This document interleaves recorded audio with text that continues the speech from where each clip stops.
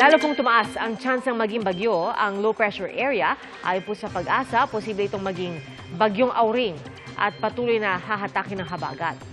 Base sa datos ng Metro Weather, umaga sa Luzon, may mga pag-ulan sa ilang bahagi ng Mimaropa, Calabarzon, Bicol Region at ilang bahagi ng Central Luzon.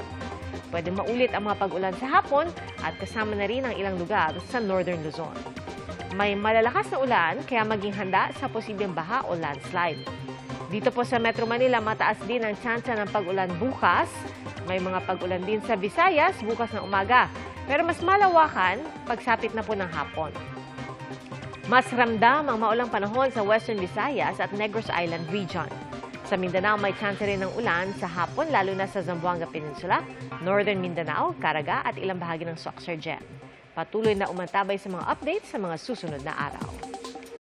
Mga kapuso, maging una sa saksi. Mag-subscribe sa GMA Integrated News sa YouTube para sa iba't ibang balita.